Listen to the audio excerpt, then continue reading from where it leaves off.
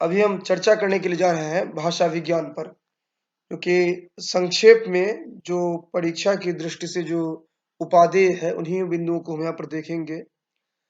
भाषा विज्ञान जो है, यह आप जानते हैं कि 2 शब्दों से बना होता है और जिसको कि आप यौगिक शब्द कहते हैं। भाषा और विज्ञान ये 2 शब्दों से बना है और भाषा मात्र से आप इतना समझते हैं कि यह भाष धातु से निष्पन्न है। भाष धातु से निष्पन्न है मतलब जो बोला जाता है। मुख्य रूप से भाषा की बात ली जाती है, उन्हीं से जो बोलने लिखने के काम आती है, उनको ही आप लेते हैं। और विज्ञान पद जहाँ भी प्रयुक्त होता है, वहाँ पर एक सिस्टेमेटिक अर्थात क्रमिक रूप से नियमबद्ध तरीके से जिसका अध्ययन किया जाता है, उसको ही भारतीय परंपरा में हम विज्ञान के रूप में लेते हैं। जहाँ कहीं भी भारतीय परंपरा में विज्ञान की बात करते हैं, वहाँ पर लगभग यही रहता है कि हम सिर्फ और सिर्फ उसका सिस्टेमेटिक जो स्टडी की जाती है, उसको हम लेते हैं। या कहीं-कहीं विज्ञान का अभिप्राय हम लेते हैं, जो कि एक रूप से जो अध्ययन उसका होता है, क्रमबद्ध तरीके से, उससे लेते हैं। तो चाहे आप विज्ञान को किसी भी तरह से परिभाषित करें भारतीय परिप्रेक्ष्य में, लेकिन वो एक सिस्टेमेटिक जो नॉलेज है, उसी को आप विज्ञान के रूप में देखेंगे। और जब भाषा विज्ञान की बात करेंगे, तो भाषा का जो एक क्रमबद्ध ज्ञान होगा, वह उसे आप भाषा विज्ञान के रूप में देखेंगे। और अगर भाषा विज्ञान का संपूर्ण रूप से आपको अध्ययन करना हो, तो सबसे प्रसिद्ध ग्रंथ जो हर विश्वविद्यालय में भी इंट्रोड्यूस किया गया है, भोलानाथ तिवारी जी का है एक। और उसका अगर संक्षेप में आप देखना चाहें, तो कर्ण सिंह जी का एक ग्रंथ है, जो कि बहुत ही संक्षेप में संपूर्ण का चर्चा करते हैं।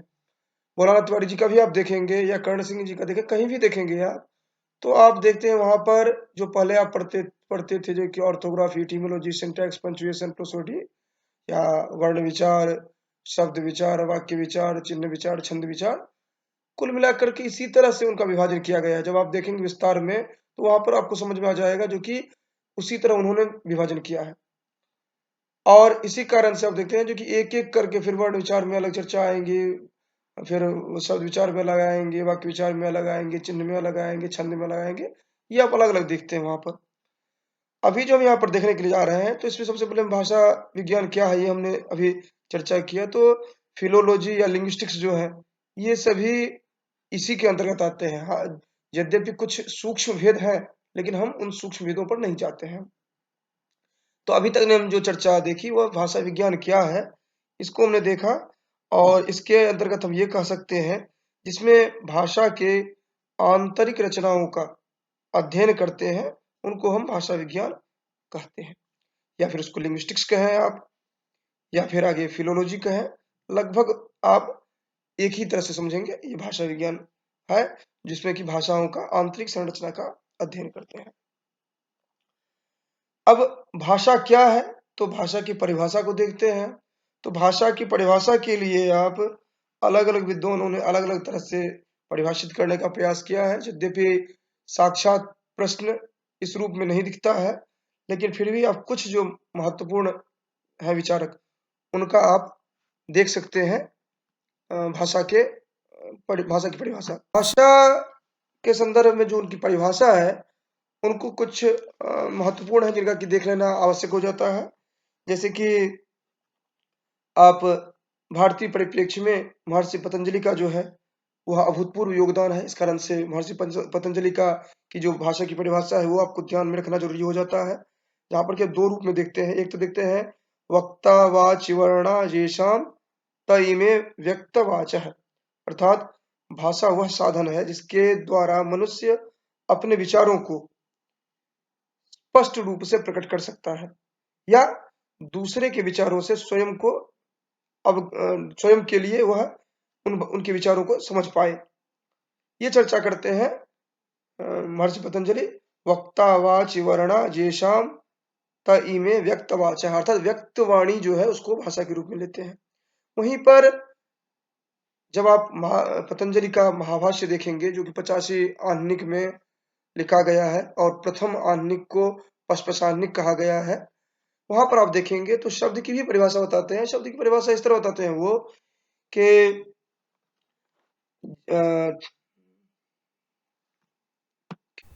येनोच्चारितेन शासनालाङ्गूलककुतुकविसारिणां सम्प्रत्ययो भवति स शब्दः अथवा प्रतीत पदार्थको लोके ध्वनिः इति शब्दः।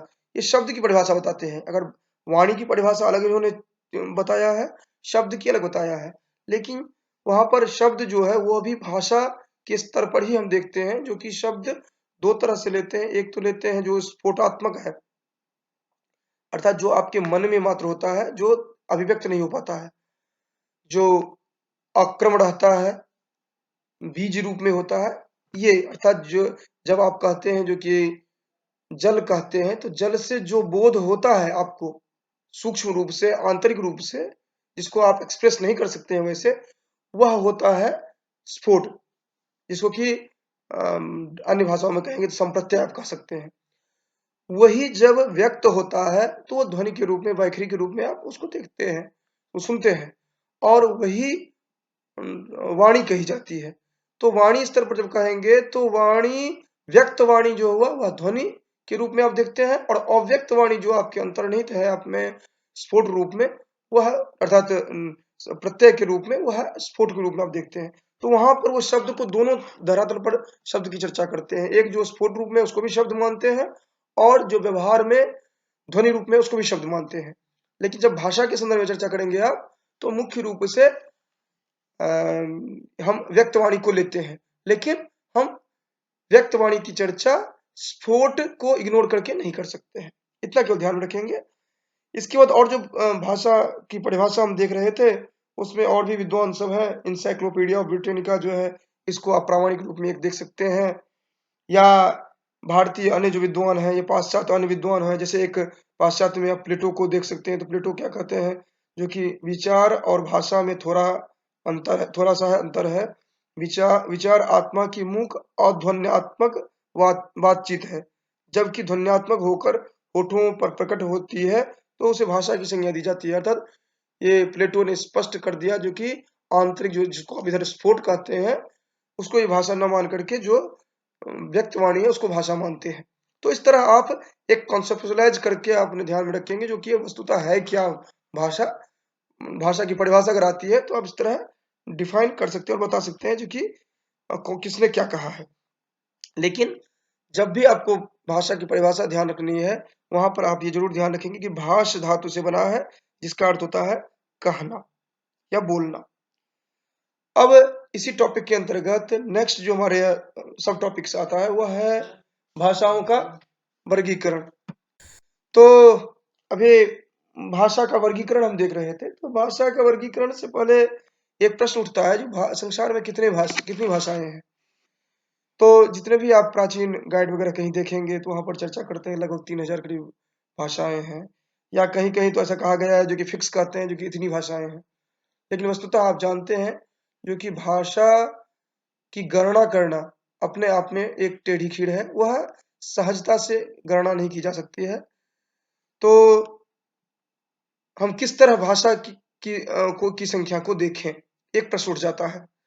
तो विश्व में अगर भाषाओं की संख्या की बात की जाए तो वर्तमान समय में कहा जाता है कि लगभग 68,000 के आसपास, 6,000 से के लगभग में, 6800 के लगभग में भाषा है। यद्यपि ये जो संख्या है ये स्पष्ट रूप से नहीं कहा जा सकता है कभी भी, क्योंकि भाषा की गणना मैंने पहले ही बताया है कि भाषा की गणना करना कठिन है। ये हम अगर विकिपीडिया को देखते हैं तो वहां से ये हमें सोर्स मिलता है, और एक तरह से विकिपीडिया को प्रामाणिक सोर्स माना जाता है, लेकिन उसको भी आप पूर्णतः ये नहीं कह सकते हैं कि एज इतना ही होगा। तो आप लगभग में मानकर चलेंगे 6,000 के आसपास विश्व में भाषाएं हैं। अब प्रश्न उठता है कि इन भाषाओं का वर्गीकरण कैसे किया जाए। अब यहाँ से आपके परीक्षा के लिए प्रश्न व्यापक हो जाते हैं, महत्वपूर्ण हो जाते हैं, इनको आपको ध्यान से देखना है। भाषा का वर्गीकरण मुख्य रूप से दो ही प्रकार से किया जाता है। अभी भी एग्जाम हुआ था, वहां भी प्रश्न आया था, क्योंकि भाषा का वर्गीकरण इनमें से किस तरह से किया जा सकता है। तो दो है मुख्य रूप से, ये हमेशा आप ध्यान रखेंगे। एक है आकृति मूलक वर्गीकरण और दूसरा है परिवार मूलक वर्गीकरण। आप स्पष्ट रूप से ध्यान रखेंगे, मुख्य रूप से दो ही वर्गीकरण है, आकृति मूलक वर्गीकरण और परिवार मूलक वर्गीकरण।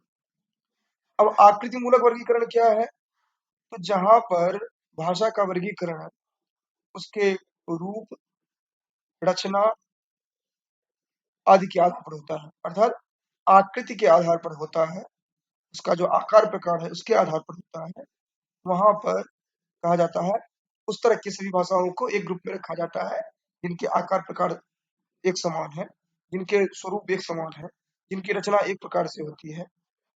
इसीलिए आकृति मूलक जो भाषा है, वर्गीकरण है, इनको आप रूपात्मक या रचनात्मक या पदात्मक भी कहते हैं, क्योंकि ये सभी आकृति के ही पर्याय हैं। तो कुल मिलाकर के आपने ये देखा कि आकृति मूलक वर्गीकरण जो है वह एक समान रचना वाले, एक समान रूप वाले, एक समान स्वरूप वाली जो भाषाएं हैं उनको एक ग्रुप में रखा जाता है और ये आकृति मूलक वर्गीकरण कहा जाता है। अब यहाँ पर ध्यान देने वाली बात है कि किसी भी शब्द के निर्माण में अर्थ तत्व और संबंध तत्व, अर्थ तत्व व प्रकृति और संबंध तत्व व प्रत्यय, इनकी मुख्य भूमिका होती है। कभी कभी तीसरा तत्व भी सम्मिलित हो जाता है जिसको कहा जाता है उपसर्ग। अर्थात जब भी आप देखते हैं किसी शब्द को तो वहां पर प्रकृति, प्रत्यय और यदा कदा उपसर्ग को भी आप देखते हैं। ठीक, इसमें प्रकृति जो होता है मूल तत्व होता है और जो अर्थ का आधार होता है, और प्रत्यय जो होता है वह उसके व्यापार को स्पष्ट करने वाला होता है। अर्थात उपसर्ग, प्रत्यय और प्रकृति और प्रत्यय, इन तीनों योगों से किसी भाषा का, किसी शब्द का निर्माण होता है। जैसे कि आपने कहा प्रचार, तो प्र उपसर्ग हुआ, चर धातु हुआ, धय प्रत्यय हुआ। ये इसी तरह प्रहार कहा तो प्र उपसर्ग री प्रकृति या धातु जो जिसको आप कहते हैं और धय प्रत्यय हुआ। इस तरह आप देखते हैं कि तीन मुख्य होते हैं। आकृति मूलक वर्गीकरण जो होगा इसका संबंध अर्थ से नहीं होगा, ध्यान देंगे। आकृति मूलक वर्गीकरण जो होता है इसका संबंध अर्थ तत्व से नहीं होता है। ठीक, अर्थ तत्व से नहीं होता है, इसका आकृति मूलक का अर्थ तत्व से संबंध साक्षात नहीं होता है। अब हम अभी तक क्या देखे कि भाषा का दो प्रकार से वर्गीकरण किया जा सकता है, एक तो होगा आकृति मूलक, दूसरा हो जाएगा परिवार मूलक। हम अभी आकृति मूलक की चर्चा कर रहे हैं। तो इसमें आकृति मूलक में हमने देखा क्या, जो कि भाषा का अर्थ तत्व जो है उसको ध्यान में नहीं रखा जाता है इसमें। ठीक, अर्थ तत्व की चर्चा उसमें नहीं की जाती है, अपितु किस पर चर्चा की जाती है, इसके जो बाह्य आकृति है, बाह्य आकृति जो है शब्द की, अर्थात रचना प्रणाली आदि जो है, इस पर केवल ध्यान दिया जाता है इसमें। ठीक, अर्थ तत्व जो है, इस अर्थ तत्व उसका संबंध न होकर के उसके जो बाह्य रचना प्रणाली है उस पर ध्यान दिया जाता है। अब बाह्य रचना प्रणाली में आपने क्या क्या देखा, तीन है, एक तो प्रकृति हो गया, प्रत्यय हो गया, उपसर्ग हो गया। इस दृष्टि से ही अब जो आगे वर्गीकरण अर्थात सब डिवीजन करेंगे इसका, आपको उसी के आधार पर ध्यान में रखना है। ये आकृति मूलक वर्गीकरण जो है इनके जो सब डिवीजन अगर कहेंगे आप, वह कौन कौन हो जाएंगे, योगात्मक और अयोगात्मक। अयोगात्मक और योगात्मक, ये अब दो विभाजन, उप विभाजन दिखते हैं इसका। अब आप अगर अब समझ चुके हैं जो कि आकृति मूलक क्या है, तो आपको योगात्मक और अयोगात्मक समझने में जरा सी भी दिक्कत नहीं होगी। योगात्मक क्या है, अयोगात्मक क्या है, तो इसको इस तरह देखिए।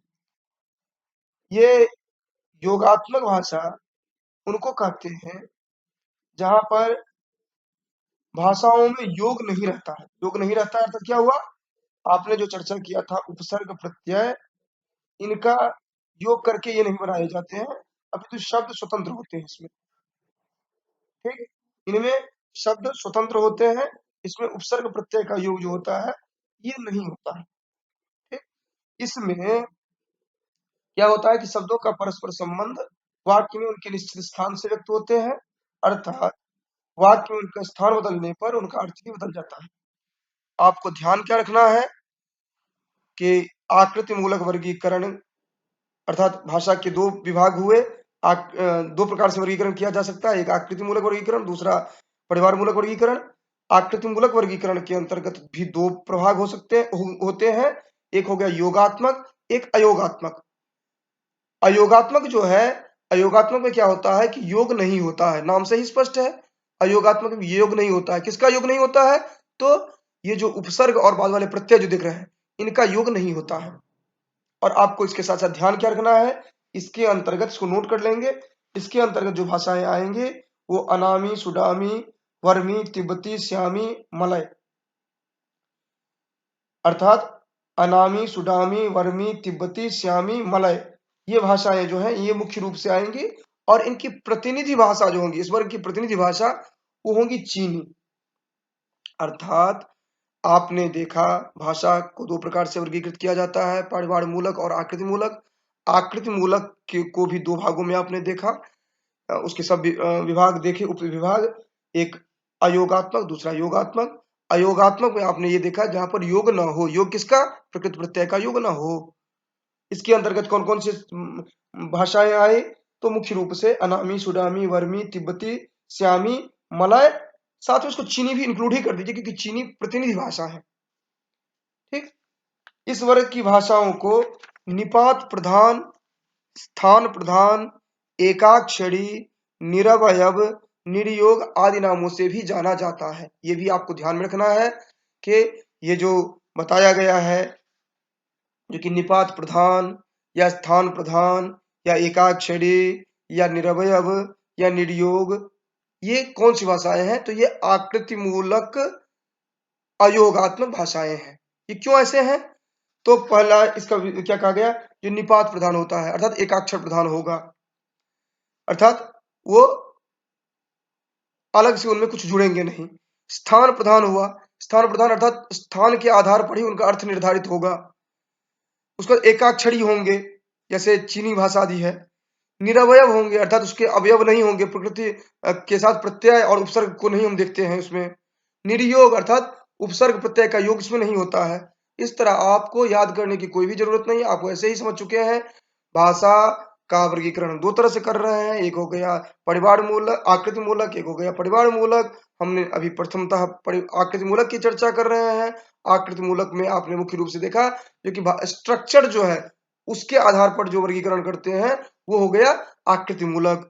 और आकृति मूलक में आपने दो भाग देखा, पहला भाग देखा आप जो कि अयोगात्मक, दूसरा देखा योगात्मक। अयोगात्मक जो है, अयोगात्मक में आप मुख्य रूप से इतना ही समझते हैं जिसमें योग न हो। किसका योग न हो? तो आपने क्या देखा था, एक शब्द में तीन ही का योग हो सकता है, प्रकृति, प्रत्यय और उपसर्ग का। प्रकृति के साथ प्रत्यय और उपसर्ग का योग होता है, तो जिसमें केवल प्रकृति ही हो, उपसर्ग प्रत्यय न हो, उसको अयोगात्मक आप कहेंगे। इसके अंतर्गत इनके जो प्रतिनिधि भाषा है वो हो गए चीनी। और ध्यान क्या रखेंगे, इसके अंतर्गत जो भाषाएं हैं वो कौन कौन से हो गए? अनामी, सुडामी, वर्मी, तिब्बती, श्यामी, मलय आदि हो गए। और इसके जो मूलभूत भाषा अर्थात प्रतिनिधि भाषा हुई वो चीनी हुई।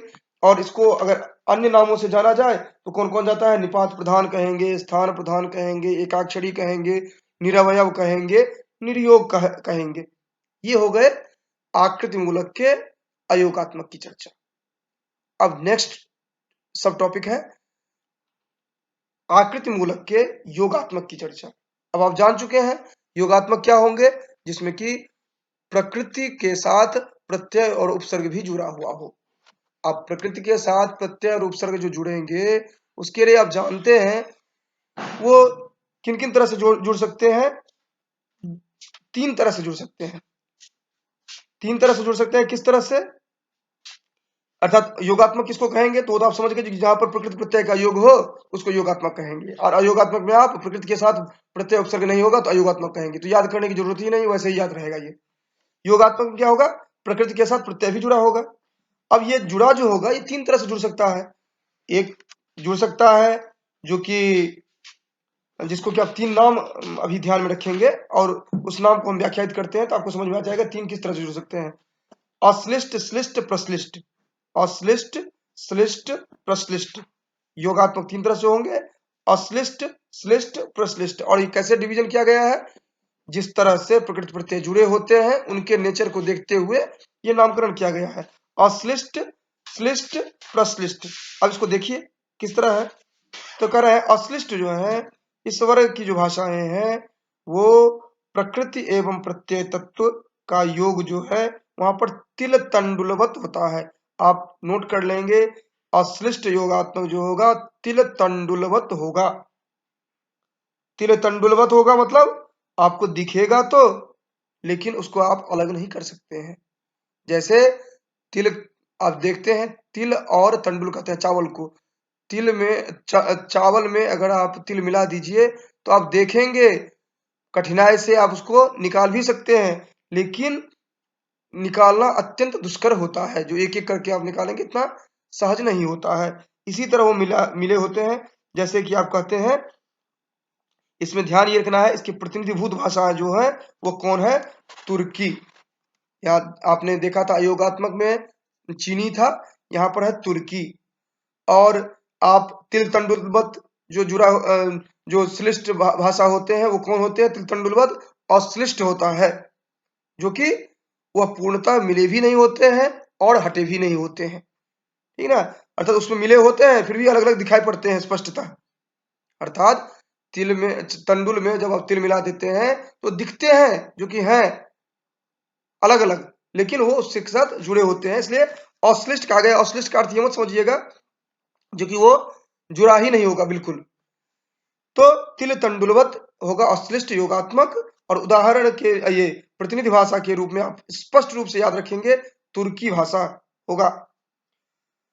और इसमें क्या होता है जो कि तुर्की भाषा होगा, जैसे कि यहाँ पर उदाहरण समझाने के लिए बताया गया था। सुंदरता, जैसे आप देखते हैं सुंदरता, बनावट, इस तरह से देखते हैं। इसमें ताप देखते हैं जो प्रत्यय जुड़ा हुआ है, बनावट में वट जो है वह प्रत्यय जुड़ा हुआ है। ये समझाने के लिए केवल है, लेकिन भाषा जो आप देखेंगे तुर्की भाषा ध्यान में रखेंगे। ठीक ना? अब बनावट या मैं सुंदरता जो मैंने बताया, इसके आधार पर आप हिंदी मत समझ लीजिएगा, ये दिखाने के लिए बताया गया है जो कि आप समझ सकें। ध्यान रखेंगे आप तुर्की भाषा।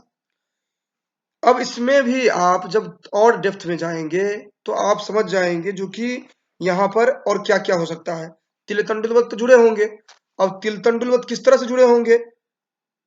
ये संबंध तत्व जो है, संबंध तत्व मतलब प्रत्यय, प्रत्यय जो है वो कैसे जुड़े हो सकते हैं? तो कहीं पहले जुड़े हो सकते हैं प्रत्यय, कहीं अंत में जुड़ सकते हैं, कहीं दोनों साइड जुड़ सकते हैं। प्रत्यय तीनों साइड 3 तरह से देख सकते हैं। एक तो हो सकता है या तो पहले पूर्व में जुड़े हो, या अंत में जुड़े हो, या मध्य में जुड़े हो, या पूर्व और अंत दोनों में जुड़े हो। अर्थात 4 तरह से आप देखते हैं, 3 तरह से नहीं, 4 तरह से देखते हैं।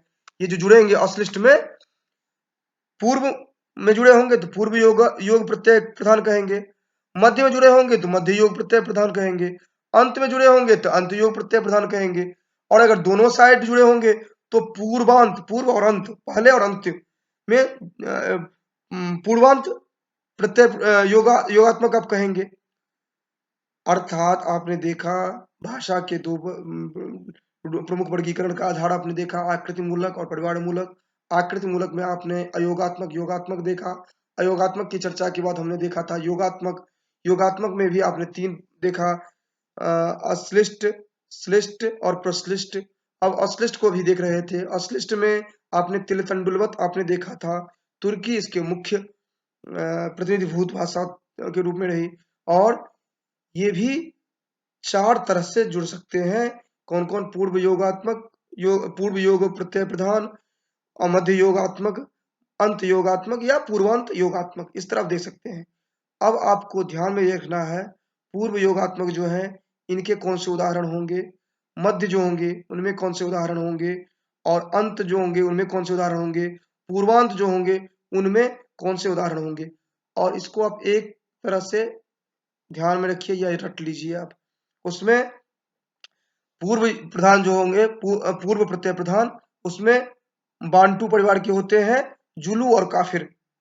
तो जुलू, काफिर, फिर मध्य वाले जो होंगे वो होंगे ये संथाली। तो जुलू, काफिर, संथाली, और फिर उसके बाद अंत वाले जो हैं ये आ जाते हैं इसमें। तुर्की भाषा भी इसमें भी आते हैं, लेकिन मुख्य रूप से द्रविड़ परिवार को देखेंगे, यूराल, अल्ताई और द्रविड़ परिवार। तो आप इस तरह ध्यान में रख सकते हैं, जुलू काफिर पूर्व वाले हो गए, संथाली मध्य वाले हो गए, और द्रविड़ जो हो गए वो अंत वाले हो गए। और पूर्व और अंत दोनों जो है इसमें मफोर, ये भाषा मफोर की जो न्यू गिनी भाषा है, सॉरी मफोर के, हाँ न्यू गिनी भाषा, न्यू गिनी की मफोर भाषा।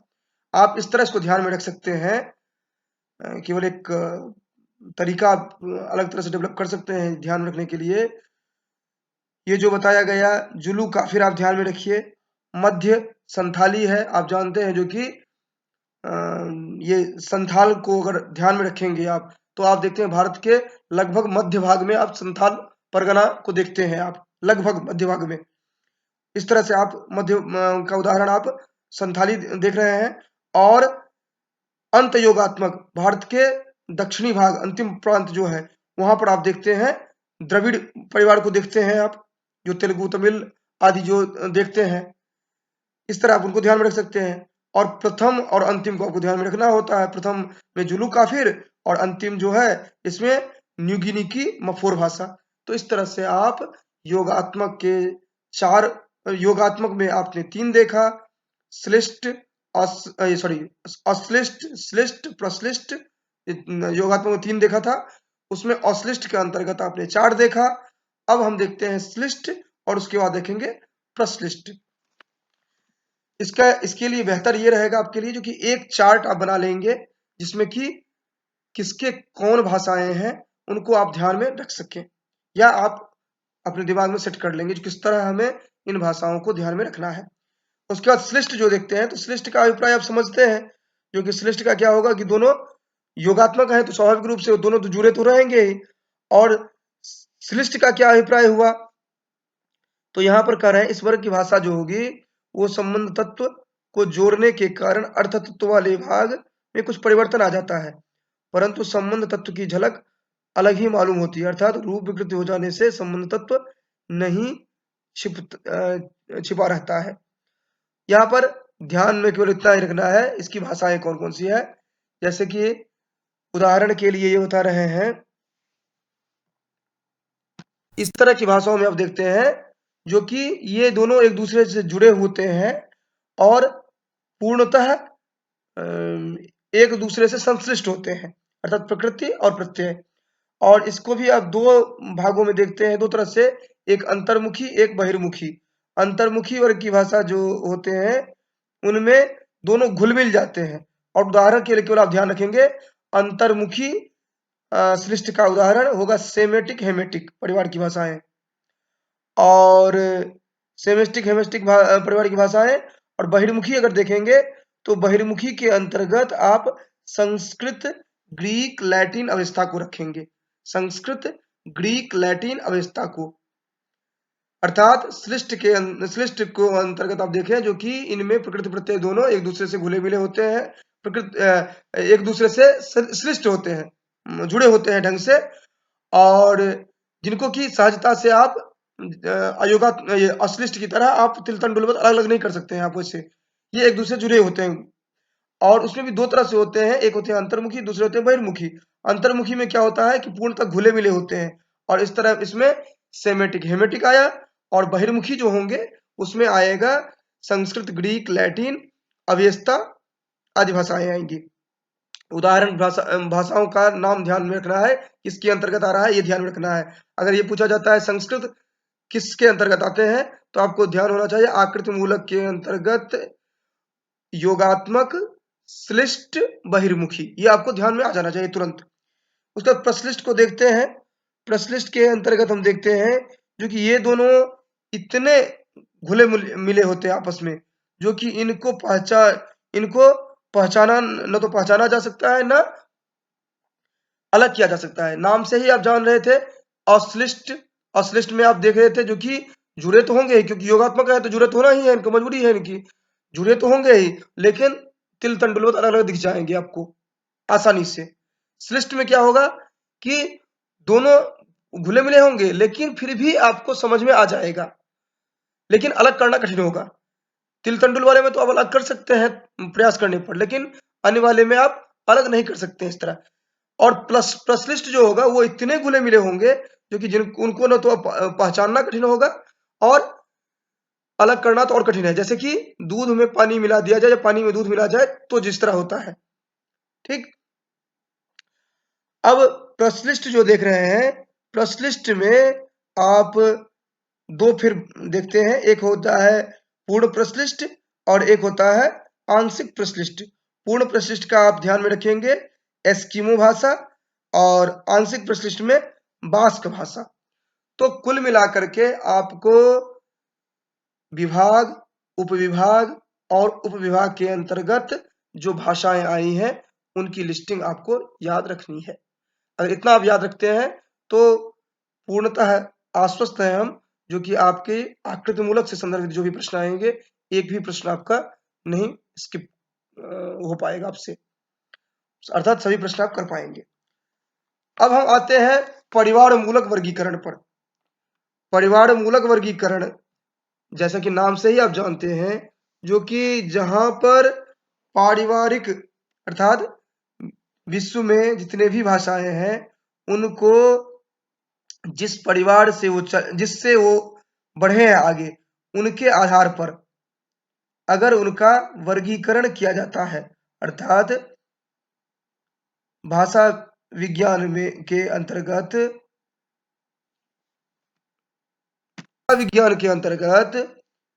वह भाषा परिवार से अभिप्राय आप उन समस्त भाषाओं के समूह से लेंगे जो एक प्रमुख भाषा से निकली हुई हो या विकसित हुई हो। अर्थात सामान्य रूप से आप परिवार का जो अभिप्राय लेते हैं वही यहाँ पर भी है। जो हमारे पूर्वज जो थे वहां से लेकर के हम अपनी पीढ़ी तक जो काउंट करते हैं, उसी तरह जिस पूर्वज से जो भाषाएं निकली हैं उनको एक परिवार के अंतर्गत रख दिया गया है। अर्थात उन समस्त भाषाओं के समूह से है भाषा परिवार का आशय, जो किसी एक प्रमुख भाषा से निकली हो और विकसित हुई हो। अब पारिवारिक वर्गीकरण के अंतर्गत भाषाओं के बाह्य अर्थात रचना तत्व जो है, आंतरिक अर्थ तत्व जो है, इनका सम्मिलित रूप से अध्ययन किया जाता है। आकृति मूलक के अंतर्गत आपने क्या देखा था, वहां पर अर्थ तत्व अर्थात आंतरिक जो तत्व था उस पर चर्चा नहीं करते थे हम, केवल बाह्य तत्व जो था रचना तत्व उस पर चर्चा करते थे। यहां पर हम दोनों को ध्यान में रख करके चर्चा करते हैं। और अर्थात ये भाषा विज्ञान के चारों जो प्रमुख अंग हैं, ध्वनि, पद, वाक्य, अर्थ, उनको ध्यान में रख करके जो वर्गीकरण किया जाता है, जिस भाषा से निकले हैं उनको आधार मानते हुए, तो वह परिवार मूलक वर्गीकरण के अंतर्गत आएगा। इसमें हम जो ध्यान रखते हैं वो है, ये विशेष रूप से ध्यान रखेंगे आप परीक्षा की दृष्टि से, ध्वनि की समानता देखते हैं, शब्दों की समानता देखते हैं, पदों की समानता देखते हैं, वाक्यों की समानता देखते हैं, अर्थ की समानता देखते हैं और स्थानिक निकटता का संबंध देखते हैं। आप एक क्रम से ध्यान रखिए, जैसे आप ऑर्थोग्राफी, एटिमोलॉजी आपने जैसे देखा था ना, वर्ण विचार, शब्द विचार, पद विचार, वाक्य विचार, इसी तरह इसमें आप उसी तरह ध्यान रखिए, ध्वनि, शब्द, पद, वाक्य, अर्थ और स्थान की निकटता, ये ध्यान रखा जाता है इसमें। अब विश्व में जितने भी भाषाएं हैं उनको कितने परिवार के अंतर्गत बांटा जाए, ये तो बहुत कठिन काम है। तो इस पर बहुत सारे शोध हुए, इसमें अलग अलग विद्वानों ने अलग अलग रखा, लेकिन हम वर्तमान में 18 परिवार को देखते हैं। जो ये देवेंद्रनाथ शर्मा जो है उन्होंने 18 भाषा परिवार स्वीकार किया है। हालांकि अलग अलग विद्वान रहे हैं, वो अलग अलग स्वीकार किए हैं, जैसे कि ये हम्बोल्ट जो थे, जॉन हम्बोल्ट, इन्होंने 13 भाषा को माना था। ग्रे जो है वो 26 को माने, मूलर जो थे वो 100 को माने। तो इस पर आपको ज्यादा ध्यान नहीं देना है, क्योंकि अलग अलग का सबका आप ध्यान नहीं रख सकते इस तरह। जिनका माना जा रहा है, जिसकी चर्चा हम कर रहे हैं अभी, उनका वो देवेंद्रनाथ शर्मा ने माना है, डॉक्टर देवेंद्र शर्मा ने 18 भाषा परिवार को माना है। और ये जो 18 भाषा परिवार हैं, उनको आप एक दृष्टि से याद कर लें, वो बेहतर रहेगा, क्योंकि इसको एक-एक करके समझने में आपको थोड़ा कठिनाई होगी। फिर भी आपको समझाने का हम प्रयास कर रहे हैं। नहीं तो आप एक क्रम से 18 को याद कर लीजिए, जैसे कि हम महाभारत के 18 जो पर्व हैं उनको याद कर लेते हैं। इसी तरह जैसे भारत यूरोपीय जो है, अर्थात भारोपीय, फिर द्रविड़, बुरुस्की, यूराल, अल्ताई, काकेसी, अत्युत्तरी, वास्क, सामी, हामी, सुडानी, बांटू, होतेत, बुस्मेनी, मलय बहुद्वीपीय, पापुई, ऑस्ट्रेलियाई, दक्षिण पूर्व एशियाई और अमेरिका परिवार। इस तरह आप 18 परिवार को देखते हैं। इसमें मुख्य रूप से जो भारोपीय भाषा परिवार है, इसको आप विशेष रूप से देखते हैं, क्योंकि चूंकि यूजीसी जो आपका संदर्भित है वो है संस्कृत से संदर्भित है, और भारतीय भाषाओं को प्रायोरिटी दिया जाए, ये कहीं न कहीं अगर रहे तो भारोपीय को विशेष दिया जा सकता है। हालांकि चूंकि ये एक सब्जेक्ट का अध्ययन हो रहा है, इस कारण से ये नहीं कहा जा सकता है कि केवल भारोपीय पर ही कंसंट्रेट रहेगा, अन्य भी दिया जा सकता है। लेकिन अभी तक का जो उपक्रम देखा गया है उसमें भारोपीय पर विशेष बल दिया जाता है, तो इस दृष्टि से आप ध्यान में रखेंगे। तो भारोपीय परिवार की जो भाषा है उसमें भारत से लेकर प्रायः संपूर्ण यूरोप जो है, वहां पर जो भी भाषाएं बोली जाती थी उनको एक परिवार में रख दिया गया, अर्थात स्थान की समीपता आदि के आधार पर रख दिया गया एक जगह पर। और इसमें ये बात अलग है कि इस परिवार की भाषा प्राय संसार के हर जगह बोली जाती है किसी न किसी रूप में, लेकिन इसको भारत से लेकर यूरोप तक जो विशेष रूप से बोली जाती थी भाषाएं, उनको एक साथ ध्यान में रख करके यहाँ पर दिया गया है।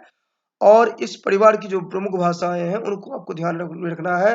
संस्कृत, पाली, प्राकृत, अपभ्रंश, प्राचीन, फ्रांसीसी, अवेस्ता, ग्रीक, लैटिन आदि जो है। और आधुनिक भाषा में अगर देखा जाए तो अंग्रेजी, रूसी, जर्मन, स्पेनिश, फ्रांसीसी, हिंदी, पुर्तगाली, इतालवी, फारसी, हिंदी, बंगला, गुजराती, मराठी, तोखारी आदि जो है, ये सभी भारोपीय भाषा परिवार के अंतर्गत आते हैं। और उधर आपने देखा था इनको किसके अंतर्गत, श्लिष्ट योगात्मक में देखा था। ठीक, इस परिवार की भाषा में आप एक देखेंगे विशेष रूप से समास रचना प्रधान होंगी। जैसे आपने श्लिष्ट योगात्मक में देखा था, समास रचना की विशेषता देखी थी, उसी तरह यहाँ पर आप देखेंगे जो कि इन भाषाओं, ये जितनी भी भाषा है इनको आपने एक साथ देख रहे हैं। अब इसमें एक चीज और ध्यान देने वाली बात है, जो विषय बहुत बार प्रश्न पूछा गया है। भारोपीय भाषा जो है उनको मुख्य रूप से 2 वर्गों में बांटा जाता है, अर्थात भारोपीय भाषा के अंदर जो हमने अभी चर्चा किया था, संस्कृत, पाली, प्राकृत, अपभ्रंश, चीनी, अवेस्ता, ग्रीक आदि जो चर्चा हमने किया था, उनको मुख्य रूप से 2 भागों में बांटा जाता है। वो है सतम, दंत सकार, सतम और केंतुम, ये 2 भाषा के अंतर्गत बांटा गया है, सतम और केंतुम।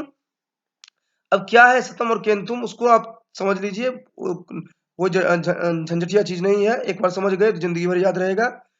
कह रहे हैं क्या किया गया, एक शब्द लिए गए लैटिन से, एक शब्द लिए और उसी का जो प्रयोग किया जाता था अवेस्ता में, अर्थात लैटिन और अवेस्ता, इनसे 100 अर्थात 100 जो है, 100 का पर्यायवाची लिया गया, लैटिन से लिया गया और अवेस्ता से लिया गया। अर्थात आप इस तरह कहिए, अवेस्ता और लैटिन से लिया गया, अवेस्ता से सतम और लैटिन से केंटुम ये लिया गया। अर्थात जिसको हम 100 कहते हैं इंग्लिश में, या संस्कृत में शतम कहते हैं तालव्य शकार के साथ, उसी को अवेस्ता में सतम अर्थात दंत सकार के साथ उच्चारण किया जाता है, सतम कहा जाता है। और लैटिन में उसी 100 को केंटुम कहा जाता है। और इसी आधार पर 100 के पर्यायभूत जो ये शब्द हैं अवेस्ता और लैटिन में, उन्हीं को एक मानक बना दिया गया, स्टैंडर्ड, और उन्हीं से नामकरण कर दिया गया।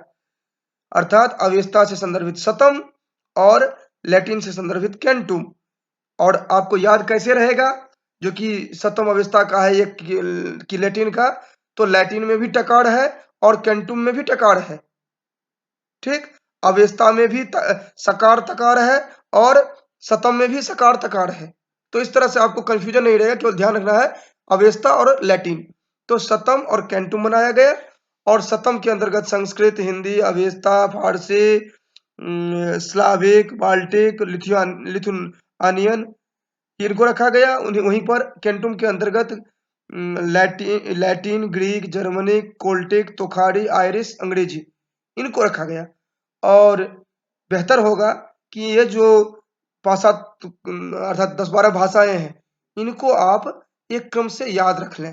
तो इससे क्या होगा कि अगर कभी पूछा जाता है जो कि तोखाड़ी किसके अंतर्गत आएगा, तो आप बता सकते हैं डायरेक्ट कैंटुम के अंतर्गत आएगा। या पूछा जाएगा कि स्लाविक किसके अंतर्गत आएगा, तो आप बता सकते हैं जो कि सतम के अंतर्गत आएगा।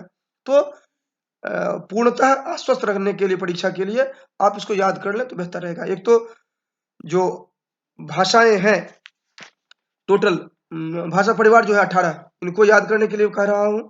दूसरा मैं कह रहा हूं जो कि भारोपीय भाषा परिवार को जो बांटा गया है सतम और कैंटुम में, इनको आप ध्यान में रख लें। तो भारोपीय भाषा परिवार के जो भाषाएं हैं वो ऑटोमेटिकली याद रह जाएंगे आपको, क्योंकि वही तो सतम कैंटुम में आप याद करेंगे। इसके बाद आते हैं आप कहां पर, द्रविड़ वाले में। तो द्रविड़ वाले में आप देखेंगे इस भाषा परिवार का जो क्षेत्र है वो चेन्नई जो है वहां से लेकर के, अर्थात आप दक्षिण भारत जो देखते हैं पूरा, वो सभी इसमें आ जाते हैं, ये जो जितने भी हैं। और ये किसके अंतर्गत आते हैं, अश्लिष्ट अंत योगात्मक के अंतर्गत। ये अलग से एडिशनल आप इंफॉर्मेशन याद रख सकते हैं, जैसे कि आपने भारोपीय भाषा परिवार को देखा था अश्लिष्ट योगात्मक में, इसी तरह द्रविड़ को आप अश्लिष्ट अंत योगात्मक में आप देख सकते हैं। और आपको पहले भी बताया गया था अंत योगात्मक में कौन से आएंगे, द्रविड़ परिवार की भाषाएं आएंगी। और आपने को बताया गया था जो कि दक्षिण भारत जो अंत में है, दक्षिणी भाग में, इस आधार पर अंत योगात्मक आप ध्यान में रखे थे। यही यहाँ पर भी बताया गया, रिपीटेशन मात्र है, आपको याद रखने की अलग से जरूरत नहीं है। इसके बाद जो भाषा परिवार है अन्य जो है, इनको आप संक्षेप में शॉर्ट नोट्स इनका ध्यान में रखेंगे। जैसे बुरुश की भाषा परिवार है, इसके अंतर्गत इसका क्षेत्र जो है वह भारत के जो यासिन भाग है, गिरिजा घाटी आदि है, इनके अंतर्गत आएंगे। और इसका क्षेत्र जो रहा है तुर्की, तिब्बती, भारतीय ईरानी सीमा जो रही है, ये रही है। अर्थात बुरुस्की का जो रहा है वो भारत ईरानी और तिब्बती जो पार्ट रहा है, इसके अंतर्गत ये रहा है। इसके साथ साथ यूराल अल्ताई जो है, इसमें आप सोवियत संघ, फिनलैंड आदि जो है, ये पूरा याद नहीं रखना है, क्योंकि परीक्षा की दृष्टि से ये विशेष नहीं महत्वपूर्ण है। वैसे भाषा विज्ञान का अगर अध्ययन करने जा रहे हैं तो इसको आपको याद रखना चाहिए, नहीं तो कोई आवश्यकता विशेष नहीं है परीक्षा की दृष्टि से। उसी तरह काकेसी जो देखते हैं, काकेसी में यहाँ पर रचना जो का है अत्यंत जटिल होता है, और इसमें विभक्तियां की संख्या ज्यादा है और लिंगों की संख्या ज्यादा है। ये सब इसकी कुछ विशेषताएं हैं। काकेसी को आप हाईलाइट करके रख सकते हैं, क्योंकि काकेसी की कुछ विशेषता ये है कि इसमें लिंग जो है वो 6 लिंग है, विभक्त इसमें 30 है, और ये थोड़ा जटिल इसकी रचना होती है। तो इस तरह के से विशेषता जो है वो आप ध्यान में रख सकते हैं अलग से।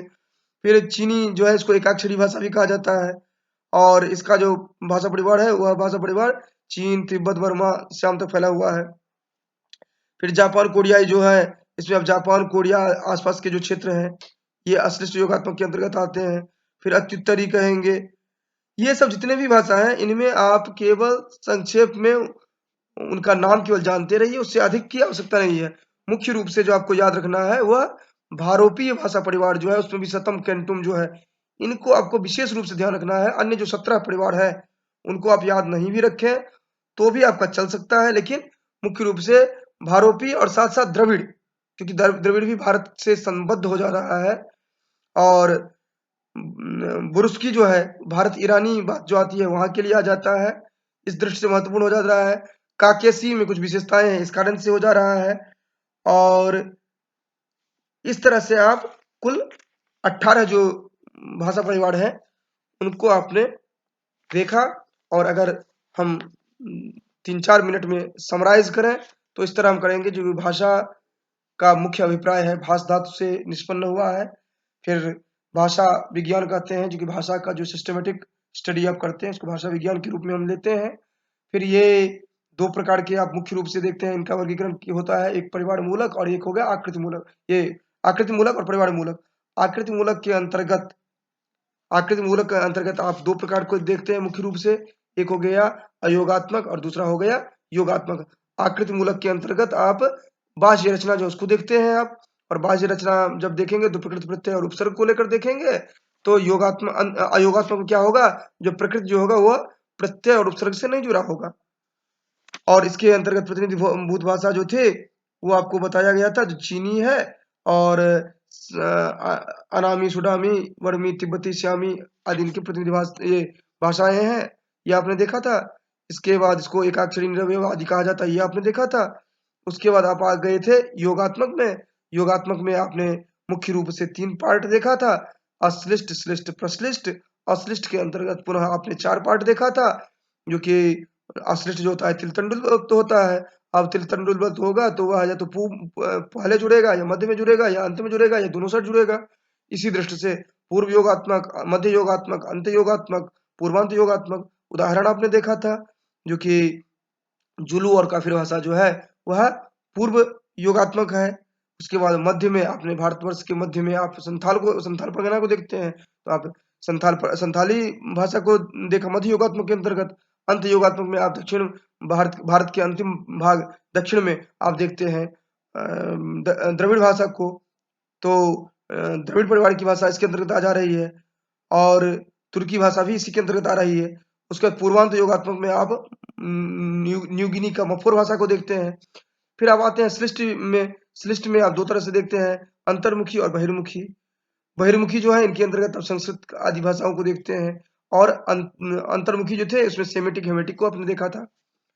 प्रश्लिष्ट के अंतर्गत आप देखते हैं जो कि पूर्ण रूप से जो प्रश्लिष्ट होता है, अर्थात प्रश्लिष्ट का अर्थ है प्रकृष्ट रूप से जो श्लिष्ट होगा, जिसको कि आप बिल्कुल अलग कर ही नहीं सकते किसी तरह से, जैसे दूध में से पानी को। तो ये भी 2 तरह से होंगे, पूर्ण प्रश्लिष्ट और एक आंशिक प्रश्लिष्ट। पूर्ण प्रश्लिष्ट जो होगा इसमें उसे एस्किमो भाषा इसके अंतर्गत आएंगे, और आंशिक प्रश्लिष्ट भास्क भाषा जिसमें कि ये जो अभी आपने देखा था इस वर्ग के अंतर्गत, प्रश्लिष्ट के अंतर्गत अमेरिका के चेरोकी भाषा जो है इसको आपने देखा था। तो इस तरह से आपने आकृति मूलक देखा, और परिवार मूलक के अंतर्गत कुल 18 भाषाओं को आपने 18 भाषा परिवार को आपने देखा। उसमें भी मुख्य रूप से भारोपीय भाषा परिवार को देखा। भारोपीय परिवार में भी आप आकर के सतम और कैंटुम वर्ग की जो अवधारणा है उसको देखा। आपको अनिवार्य रूप से याद करना पड़ेगा शतम वर्ग के अंतर्गत कौन कौन सी भाषाएं आ रही है, कैंटुम वर्ग के अंतर्गत कौन कौन सी भाषाएं आ रही है। फिर आगे चल करके आप द्वितीय भाषा परिवार में द्रविड़ भाषा परिवार को देखा, जिसमें कि आप जानते हैं जो कि साउथ इंडिया की जो भी भाषाएं हैं उनको द्रविड़ भाषा के अंतर्गत लेते हैं, उनको आप रख सकते हैं। और ये अश्लिष्ट अंत योगात्मक है, जो कि हमने पहले भी चर्चा किया था।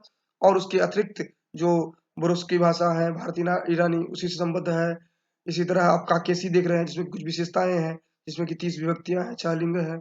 और जो अतिरिक्त जो ये अन्य भाषा परिवार है, इनको आप संक्षेप में आप देख लेंगे, इसमें विस्तार में जाने की आवश्यकता नहीं है।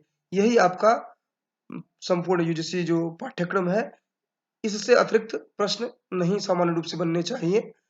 और अगर इससे अतिरिक्त प्रश्न बनता है तो वो आपके अतिरिक्त श्रम का ही परिणाम होगा। यहाँ पर हम इतना समझते हैं जो कि लगभग 90% जो प्रश्न आपके आएंगे वो आपका इतने से, ये जो 50 मिनट का जो व्याख्यान है इसमें आपका कवर हो जाएगा।